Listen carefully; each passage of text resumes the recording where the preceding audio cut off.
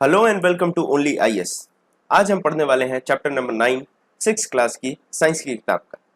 Chapter का नाम है द लिविंग ऑर्गेनिजम्स। यहाँ पर पर्टिकुलरली हैबिटेट्स और एडेप्टेशन की बात की गई। अब ये हैबिटेट्स क्या होते हैं हम ये जानेंगे, साथ में एडेप्टेशन क्या चीज होती है, ये किस चिड़िया का नाम है, ये भी हमें इस चैप्टर में 9th चैप्टर में यहाँ पर आपको पता चलने वाला है। हमने देखा है जो सी है, सी के अंदर सैलिनिटी है, बहुत ज्यादा नमक है और पानी, सिर्फ दो ही चीजें। इससे एक पोयम का लाइन भी याद आती है, water water everywhere not a drop to drink. चारों तरफ पानी है लेकिन एक भी बूंद पी नहीं सकते। उस तरीके की स्थिति होती है सी में, सी या ओशन। वहां पर जो भी ऑर्गेनिजम्स रह रहे हैं, चाहे मछलियों की बात करें, वेल्स हैं, डॉल्फिन्स हैं, वो तमाम पर्टिकुलरली जो फिशेज हैं वो आपकी जो डिजॉल्व वाटर है, डिजॉल्व एयर है वाटर में, उस एयर से वो ब्रीथ करते हैं, रेस्पिरेशन करते हैं by the help of gills. हम ह्यूमंस हम लंग्स का यूज करते हैं, इसीलिए हम पानी के अंदर सांस नहीं ले सकते। लेकिन वो ऑर्गेनिज्म जैसे फिशेस हैं और भी तमाम जो ऑर्गेनिजम्स हैं, वो गिल्स के मैकेनिज्म की वजह से वाटर के अंदर जो ऑक्सीजन डिजॉल्व है या एयर डिजॉल्व है, उससे वो अपना ब्रीदिंग का प्रोसेस चला रहे हैं। आगे हम देखते हैं रेगिस्तान, एक दूसरा हैबिटेट, एक दूसरा सिचुएशन। यहां पर आप देखेंगे तो पानी ही नहीं है, बहुत ज्यादा गर्मी है, रात को बहुत ज्यादा ठंड है, तो बड़े एक्सट्रीम टेम्परेचर्स देखने वाले हैं, साथ में water availability minimum, very hot in the day and very cold in the night. यहाँ पर स्पेशलिटी ये देखिए आप कि जो डेजर्ट की सॉइल होती है, इसमें पेड़ भी रह रहे हैं और वो जानवर भी रह रहे हैं, और किस तरीके से वो जी रहे हैं और उस एयर को वो ब्रीथ कर रहे हैं। ब्रीथ कौन सी एयर कर रहे हैं, यहाँ पर आपको देखने मिलेगा कि जो सराउंडिंग की ड्राई एयर है उसको ब्रीथ किया जा रहा है और पानी की बहुत ज्यादा कमी। एक बहुत ही शानदार एग्जाम्पल कैमल का यहाँ पर दिया गया है, इस किताब में बताया गया है इसकी बॉडी स्ट्रक्चर के बारे में, किस तरीके से इसको बनाया है। हम बचपन से पढ़ते आ रहे हैं, कैमल को कहते हैं हम ship of the desert, ship of the desert कहलाता है कैमल। और यहाँ पर खासियत इसकी यह है कि इसके लंबे पैर हैं, लंबे पैर, साथ ही साथ आप देखने वाले इसकी बॉडी में मैकेनिज्म ऐसा है कि वाटर लॉस नहीं होता, ये स्वेटिंग नहीं करेगा, इससे पसीना नहीं निकलने वाला इसके शरीर से, तो इसका पानी का लॉस नहीं होने वाला। मिनिमम यूरिन या फिर एक्सक्रीटा ट्रांसमिशन होगा या फिर पासेज होगा, जो आपका वेस्ट मटेरियल निकल रहा है यूरिन के फॉर्म में, या फिर डंग जो निकल रहा है जिसको हम हिंदी में गोबर कहते हैं, वो भी काफी सूखा होगा, पसीना नहीं आएगा, तो इससे आपको सीधी सीधी जो वाटर लॉसेज होते हैं वो मिनिमाइज हो जाएंगे या कम से कम हो जाएंगे।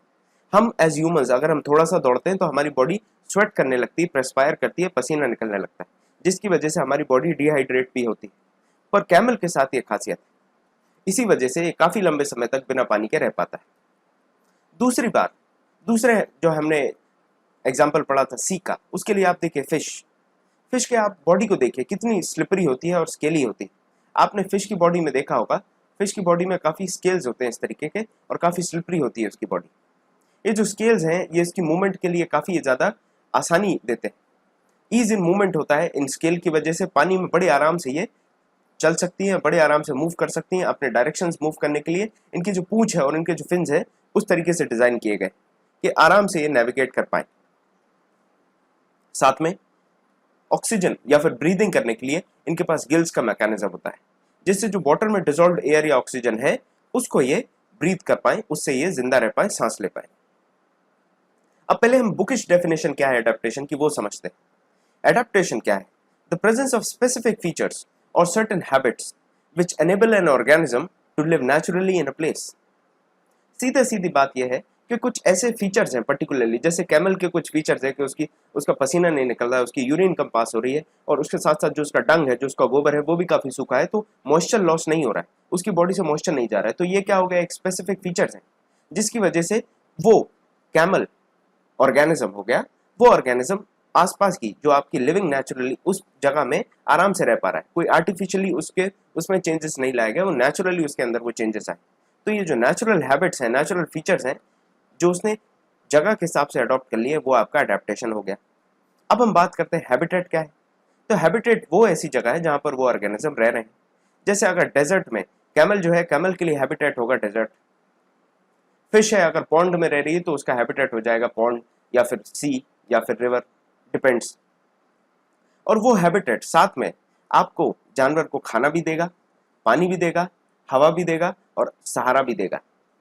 जो हम हमेशा बात करते हैं रोटी कपड़ा और मकान की, ऐसा ही समझ लीजिए आप कि यहाँ पर खाना भी मिलने वाला है, रोटी भी मिलने वाली है, रोटी पानी हवा, शेल्टर, ये सारी चीजें जब उस ऑर्गेनिज्म को जहां पे मिलेंगी, जिस जगह पे मिलेंगी, वो उसका हैबिटेट बन जाएगा या वो उसका हैबिटेट होगा। आगे किताब में बात की गई है क्लासिफिकेशन ऑफ हैबिटेट्स की। दो प्रकार के हैबिटेट्स की बात की गई यहाँ पर, एक टेरेस्ट्रियल हैबिटेट, दूसरा एक्वाटिक। टेरेस्ट्रियल हम समझते हैं जहां प्लांट्स एंड एनिमल जमीन पर रह रहे हैं, लैंड के ऊपर अगर प्लांट्स एंड एनिमल रह रहे हैं तो वो आपका टेरेस्ट्रियल हैबिटेट हो जाएगा, जैसे फॉरेस्ट है, ग्रासलैंड हो गया, डेजर्ट है, कोस्टल एरियाज है या माउंटेन एरियाज। इसके अलावा जो एक्वाटिक हैबिटेट है उसमें पानी के अंदर की बात की जाती है, प्लांट्स और एनिमल्स लिविंग इन वाटर, उस पर्टिकुलर हैबिटेट को आप एक्वाटिक कहते हैं, चाहे वो लेक हो, रिवर हो, ओशन हो, सी हो, या फिर स्वैम्प्स हो, या फिर ड्राई या फिर मैंग्रोव्स, कुछ भी हो सकता है। ये सारे जो आपके होंगे ये एक्वाटिक हैबिटेट्स बन जाएंगे। साथ में एक और बात करी गई है किताब में कि जो धीरे धीरे स्मॉल चेंजेस आते हैं बॉडी में, depending on the situation, organism में धीरे धीरे बॉडी में चेंजेस आते हैं। इसका मैं बहुत अच्छा एग्जांपल देता हूँ। कभी आप देखेंगे, आप जब पहाड़ पे कहीं हिल स्टेशन पे जाते हैं, शुरू शुरू में आपको ब्रीदिंग प्रॉब्लम होती है, 1 दिन 2 दिन आपको थोड़ी सी सांस लेने में तकलीफ होगी, तीसरे चौथे दिन से आप बढ़िया आराम से वहां पर क्लाइमेट के हिसाब से ढल जाएंगे। तो क्लाइमेट के हिसाब से ढलने को क्या कहते हैं अंग्रेजी में? उसको कहते हैं एक्लेमेटाइजेशन। क्लाइमेट के साथ ढलना ही एक्लेमेटाइजेशन है, बस, इसके अलावा और कुछ नहीं। तो इसमें to overcome small problems due to changes, जो बदलाव आ रहे हैं उसकी वजह से जो छोटी प्रॉब्लम है, जैसे हमें ब्रीदिंग प्रॉब्लम होती है तो वो ब्रीदिंग प्रॉब्लम ओवरकम कर रहे हैं, ऐसे ही ऑर्गेनिज्म जो छोटी छोटी प्रॉब्लम ओवरकम करते हैं बदलाव को लेकर, उसको ही आप एक्लेमेटाइजेशन कहते हैं। क्लियर है? अब हम बात करते हैं दो ऑर्गेनिजम्स की, एक है बायोटिक और दूसरे एबायोटिक। अब ये भी समझ लेते हैं। यहां तक हमने हैबिटेट और एडाप्टेशन समझ लिया है, एक्लेमेटाइजेशन समझ लिया। बायोटिक में वो ऑर्गेनिजम्स आएंगे, वो प्लांट्स और एनिमल्स आएंगे जो लिविंग है एक हैबिटेट में। लिविंग मतलब जिंदा है, और नॉन लिविंग मतलब जो जिंदा नहीं है या फिर जो जिनमें जान नहीं है।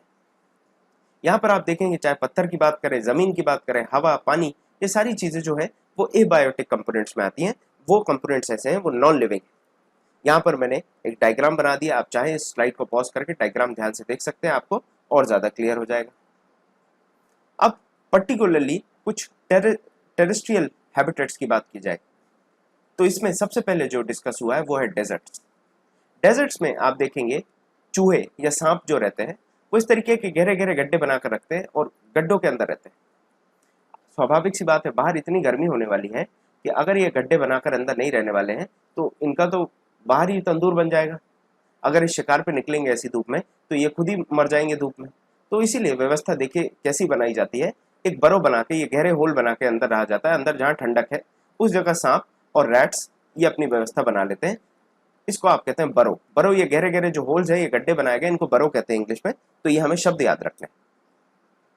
उसके साथ प्लांट्स में क्या चेंज आते हैं, ये सवाल आ चुका है यूपीएससी प्रीलिम्स में, इसलिए हमें इसको बहुत ध्यान से देखना है। इस तरीके के सवाल भी आते हैं, आप सोचेंगे 6वीं क्लास का सवाल आया है और बहुत से लोगों से ये भी नहीं बना होगा। तो ध्यान से देखने वाली बात यह है कि जो पत्तियां होती हैं डेजर्ट्स में, या तो वो होती नहीं है, आइदर दे आर एब्सेंट और they are in a very small size, बहुत छोटी होती है। स्मॉल साइज का ये मान लीजिए वो कटीली सी हो जाती है, कांटे के रूप में होती है। साथ में जो फोटोसिंथेसिस है, ये जनरली जो आपकी स्टेम है वो करती है फोटोसिंथेसिस। तो ये आप देख सकते हैं, ये क्या हो गया, ये एडाप्टेशन है। एडाप्टेशन हो गया ये कि आपका जो फोटोसिंथेसिस का काम जो लीव्स कर रही थी, अब वो लीव्स का काम स्टेम कर रहे हैं। और साथ में आप देखने वाले हैं यहां पर एक थिक वैक्सी लेयर देखने मिलेगी। वैक्सी लेयर इसीलिए होगी क्योंकि वो आपके वाटर को रिटेन करने में काम करेगी। जैसे आपने जो कैक्टस है, कैक्टस को आपने देखा होगा काफी चिकना होता है, वो इसीलिए होता है क्योंकि एक वैक्सी लेयर होती है जो पानी को उसके अंदर रिटेन करती है। और जो ट्रांसपेरेशन होता है, जो हम पिछले चैप्टर्स में पढ़ चुके हैं उनमें ट्रांसपेरेशन, और आगे भी हम पढ़ेंगे, 7th चैप्टर में हम काफी क्लियरली पढ़ चुके हैं इस चीज को कि ट्रांसपेरेशन जो हो रहा है, वाटर साइकिल जब हम पढ़ेंगे उसमें भी हम डिस्कस करेंगे ट्रांसपेरेशन में जो वाटर लॉसेस हो रहे हैं उनको प्रिवेंट करेंगे हम वैक्सी लेयर फॉर्मेशन करके डेजर्ट के प्लांट्स। साथ में इनकी जो रूट्स होंगी वो बहुत ज्यादा डीप होंगी, बहुत ज्यादा गहरी होंगी, वो इसीलिए कि कहीं भी उनको पानी का सोर्स मिलेगा वो वहां से वाटर एब्जॉर्ब कर पाए। आप भी समझते हैं अगर आपका नेटवर्क बहुत ज्यादा होगा तो आपको कोई भी इंफॉर्मेशन चाहिए बड़े आसानी से मिल जाएगी। वैसे ही रूट्स है, रूट्स को पानी चाहिए तो रूट्स अपना नेटवर्क जो है रूट्स का पूरा बहुत ज्यादा फैला के रखेंगी कि कहीं से भी उनको पानी मिले तो वो एब्जॉर्ब कर ले। तो पहला टेरेस्ट्रियल हमने हैबिटेट पढ़ दिया। दूसरा जो है वो है माउंटेनियस रीजन का। अब माउंटेनियस रीजन में भी बड़ी शानदार चीजें हैं। पहले आप बात करते हैं प्लांट्स की, तो आपने देखे होंगे इस तरीके के पाइन ट्रीज होते हैं जो क्रिसमस ट्री जैसे लगते हैं। क्रिसमस ट्री आप सबने देखा होगा, जिंगल बेल, इस तरीके से कोनिकल स्ट्रक्चर होगा उनका। और इस कोनिकल स्ट्रक्चर के होने की वजह है, ये कोई भी चीज प्रकृति में अनायास नहीं होती, nothing is without reason in this nature. यहाँ पर आप देखेंगे अगर रेनफॉल हो रहा है या फिर स्नोफॉल हो रहा है तो वो सीधा नीचे स्लाइड डाउन हो जाएगी और इस पेड़ के ऊपर सेटल नहीं होगी। क्यों? क्योंकि इसका कोनिकल स्ट्रक्चर है। और साथ में आप देखेंगे इनकी जो लीव्स होती हैं वो काफी स्पाइनी होती हैं, चुभीली, जो कटीली सी होती हैं, चुभने वाली होती हैं। एनिमल्स में आप देखें, चाहे आप याक की बात करें, आपने याक देखे होंगे पिक्चरों में या फिर आप कहीं किसी स्टेशन पे देखे होंगे, तो याक होते हैं। या फिर आप देखिए स्नो लेपर्ड जो है, उनकी स्किन काफी मोटी होती है, वो फरी होती है उनकी स्किन, और वो उनको गर्म रखने का काम करती है, वो उनको वार्म रखती है। तो प्लांट्स और एनिमल में इस तरीके के अडेप्टेशंस आपको देखने मिलेंगे डिपेंडिंग ऑन दी हैबिटेट्स। तीसरा हैबिटेट किताब में डिस्कस किया गया है ग्रासलैंड्स। ग्रासलैंड में बात की जाती है शेर की और हिरण की। शेर शिकार करेगा, हिरण अपनी जान बचाएगी। ये नाश्ते के लिए भागेगा और ये अपनी जान के लिए भागेगी। ये तो आपने सुना ही है कि the deer runs for his life and the lion runs for his breakfast. तो ये डिफरेंस है, दोनों के एजेंडे बहुत अलग अलग होते हैं, एक जान बचा रहा है और एक नाश्ता करने की जुगाड़ में है। तो यहाँ पर आप बात देखिए, इनकी आंखों की प्लेसमेंट की बात की गई किताब में कि जो लायन है, लायन की आंखों की प्लेसमेंट की बात की जाए तो मैं आपको एक बॉक्स डायग्राम से बताता हूँ, ध्यान से देखिए। यहाँ पर लायन की जो आईज की प्लेसमेंट है वो बिल्कुल ऐसी है कि सामने उसको दिख रहा है तो उसका जो विजन होगा वो इतना होगा, उसको इतना दिखेगा, इतना एंगल ऑफ विजन होने वाला है उसका, उसको सामने का पूरा दिखने वाला है। लेकिन यहाँ पे उसका ब्लाइंड स्पॉट है और यहाँ पर भी ब्लाइंड स्पॉट है। साथ में उसकी बॉडी का जो लाइट ब्राउन कलर है वो उसको ग्रास के साथ मर्ज करने में काम करेगा। जो कैमोफ्लाज हो जाता है, जिस तरीके से गिरगिट होती है वो रंग बदल लेती है, उसी तरीके से घास में छुप जाएगा, तो ये भी समझ में नहीं आएगा कि यहाँ शेर बैठा है, तो आसानी से अपना घात लगाकर शिकार कर पाएगा। अब डियर की बात करें, डियर को भी कुछ ना कुछ एडवांटेज दिया गया होगा। तो डियर की खासियत यह है कि अगर हम डियर का इस तरीके से समझे, डियर की आंखें एक इस तरफ होती है, एक इस तरफ। इसे आप देखिए, डियर जो है इस तरफ का पूरा एरिया कवर कर रही है इस आंख से और इस तरफ का पूरा एरिया इस आंख से कवर कर रही है, तो उसको दोनों तरफ का काफी क्लियरली नजर आता है। इससे वो अपनी जान बचाने में काफी ज्यादा सक्षम हो जाती है और ये ऑल डायरेक्शंस पे विजिबिलिटी रहती है डियर की। और यहाँ पर आप देखें शेर का जो ब्लाइंड स्पॉट, इस तरफ ब्लाइंड स्पॉट है और इस तरफ ब्लाइंड स्पॉट है। इसकी बिल्कुल कहानी हम ह्यूमंस जैसी, हम ह्यूमंस का भी एक पर्टिकुलर एंगल में हम देख पाते हैं, उसके अलावा हमारा ब्लाइंड स्पॉट होता है। डियर है, काऊ है, इन सब का जो आईज होती है ये दोनों तरफ के लिए पूरी तरीके से ऑल डायरेक्शन पे देख सकती है। हमने यहाँ तक बात की थी जो टेरेस्ट्रियल हैबिटेट्स है उसकी। अब हम बात करते हैं एक्वाटिक हैबिटेट की, जिसमें पर्टिकुलरली हम फोकस करेंगे ओशंस में। ओशंस में आप देखेंगे कुछ ऑर्गेनिजम्स होते हैं, स्क्विड है या फिर ऑक्टोपस है। इनकी खासियत यह है कि इनकी बॉडी भी स्ट्रीमलाइन शेप में होगी, जैसे मछलियों के बारे में हमने आगे पढ़ा। साथ में ये काफी गहराई में रहते हैं, ओशंस की काफी गहराइयों में आपको मिलेंगे, सी बेड के पास मिलेंगे। यहाँ इनका एक ही काम है, ये जो छोटे मोटे कीड़े मकोड़े हैं उनको पकड़ेंगे, दे कैच देयर प्रेज, और वहां से आप देखने वाले हैं जो भी आसपास के घूमने वाले सी बेड के आसपास के प्रेज है, आपने नेशनल ज्योग्राफी में, डिस्कवरी में बहुत देखा होगा बचपन में, तो इस तरीके से अपना शिकार करते हैं और काम चलाते हैं। इनके पास भी गिल्स होते हैं। गिल्स का क्या काम है वो मैंने आपको बता दिया कि जो डिजॉल्व्ड ऑक्सीजन है, डिजॉल्व्ड एयर है, उसको आप एब्जॉर्ब करेंगे, उसमें से ऑक्सीजन अलग कर लेंगे और वाटर को आप बाहर निकाल देंगे। ये मैकेनिज्म होता है गिल्स का। कुछ पर्टिकुलर सी एनिमल्स हैं जिनके पास ये गिल्स नहीं होते। अब इनके पास गिल्स नहीं है तो ये सांस लेने के लिए क्या करेंगे, तो इनके पास जो मैकेनिज्म होता है उसको आप नॉस्ट्रल कहते हैं या फिर ब्लो होल कहते हैं। यहाँ पर भी आपने टीवी में देखा होगा, डॉल्फिन जो है बार बार समुद्र से बाहर निकलती हैं और इस तरीके से गोते मारती है। इसी वक्त वो इधर हेड पे उनको एक ब्लो होल होता है या नॉस्ट्रल होता है, जिससे वो पानी बाहर निकालती है और बहुत सारी एयर को इनटेक करके फिर वापस पानी में चली जाती है। तो इस तरीके से एक रेगुलर इंटरवल पे उनको सांस लेने के लिए बाहर आना पड़ता है। बड़ी शानदार सी एक पिक्चर थी लाइफ ऑफ पाई, उसमें भी शायद दिखाया है, ये सीन दिखाया है, वेल जो है वो सांस लेने बाहर आ रही। अब और भी हम एक्वाटिक हैबिटेट्स की बात करें, इसमें एक पर्टिकुलर हैबिटेट है आपका ponds and lakes. Ponds and lakes में आप देखने वाले हैं कुछ एक्वाटिक प्लांट्स, आपने देखा होगा, हिंदी में हम जलकुंभी कहते हैं।